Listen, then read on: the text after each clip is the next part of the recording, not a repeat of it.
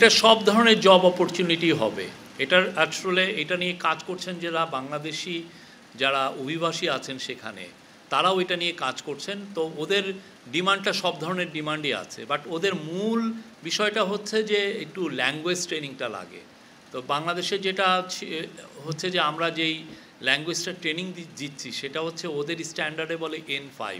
তো ওরা আসলে চাচ্ছে যে N4 যে যাবে সে সাথে সাথেই যে কোনো ধরনের চাকরি পাবে, depending on his or her skill.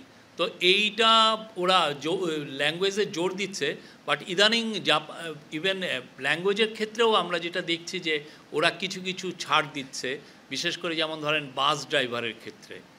আগে যেটা N4 ছাড়া ওরা নিতই না, এখন ওরা বলছে যে না N5ও নিবে। তো ওরা এইটা আমরা আশা করছি যে আরও সামনে এটা নিয়ে আরও আমাদের মধ্যে কথাবার্তা হবে, এবং এই দুয়ারটা আমরা মানে এটা খুবই প্রফেসর ইউনুস এটা খুবই চেষ্টা করছেন যে এটা যত দ্রুত এই দুয়ারটা খুলে এবং যত বেশি সংখ্যক বাংলাদেশকে আমরা জাপানে পাঠাতে পারি ভাবে করেছে।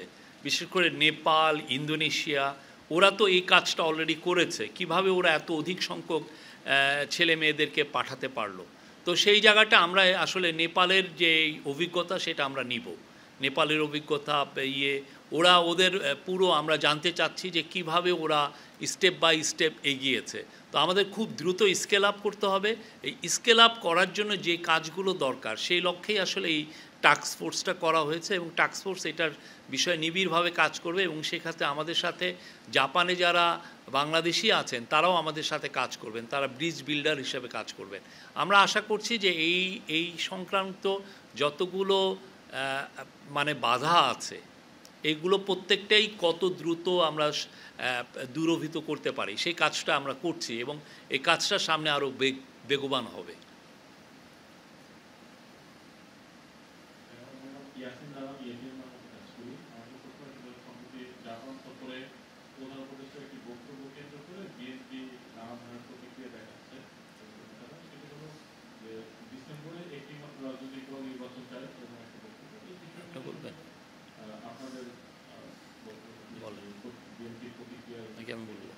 উনি বড় দলগুলোর মধ্যে একটি দল নির্বাচন চাচ্ছে, এটা মিন করেছে।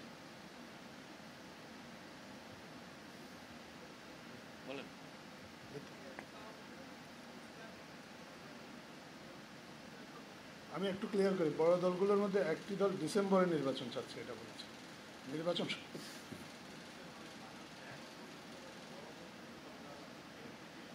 ঠিক আছে, এটা ক্লিয়ার পরে এটা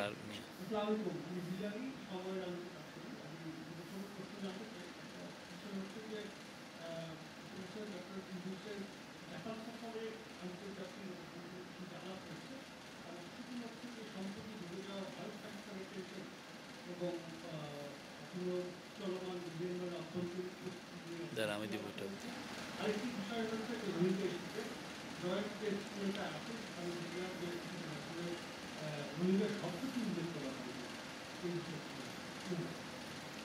প্রফেসর ইউনুস তার মিটিংয়ে উনি রোহিঙ্গাদের বিষয়, বিশেষ করে এই ক্রাইসিসটা যাতে খুব দ্রুত রিজলভ হয় সেই জন্য জাপানের কাছে আহ্বান মানে তার সহায়তা চেয়েছেন, এবং তাদেরকে বলেছেন তারা যেন যে এফোর্টটা দিচ্ছে